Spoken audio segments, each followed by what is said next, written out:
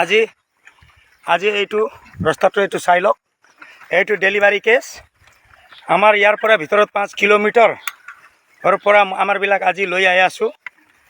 এই আমাৰ UPPL চৰকাৰৰ বাট ৰাস্তাটো এইটোৱে।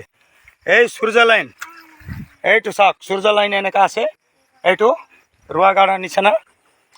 আজি ইমান দিন চৰকাৰ কৰিলে, কিন্তু সূৰ্য লাইন বনাম বুলি কৈছিলে। এইটো সূৰ্য লাইন, এইটো হয় আমাৰ পৰ্বতঝৰা সমষ্টি গুমা 2 নং, এই মতিঝৰা পাৰ্ট 1। এই আমাৰ যে বাদবাৰী হাতীগাল কয়, এইটো ৰাস্তাৰ পৰা আমি ওলাই আছোঁ। ডেলিভাৰী কেছটো অনেক সিৰিয়াছ, ৰাস্তা ঘাটৰ সুবিধা নাই। এইটো কাৰণে আমাৰবিলাক ইমান দুখ কষ্ট কৰা হৈ গ'ল। ডেলিভাৰীটো চাওক, সিৰিয়াছ একেবাৰে। আমাৰ অনেক দূৰৰ পৰা লৈ আহি আছে। এতিয়া গাড়ীটো তাত ৰখি আছে, গাড়ী ইয়াত সোমাব নোৱাৰে, এম্বুলেন্সৰ ব্যৱস্থা নাই।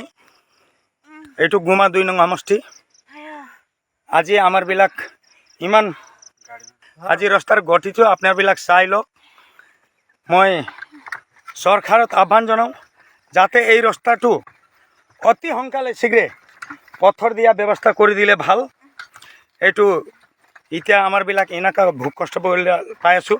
এই ঠেলা গাড়ী লৈ 5 কিলোমিটাৰ ভিতৰৰ পৰা আমাৰবিলাক এইটো টানি টানি একদম ঠেলাত ওলাই আহি আছোঁ।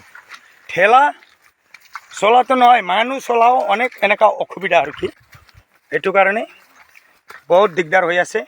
কি গতি ৰাস্তাৰ, আজিৰ দিনতো ভাৰত স্বাধীন হোৱা ইমান দিন হৈ গ'ল, তথাপি আজিৰ দিনতো মানুহবিলাক, গাঁৱৰ মানুহবিলাক এইটো ভগি আছে।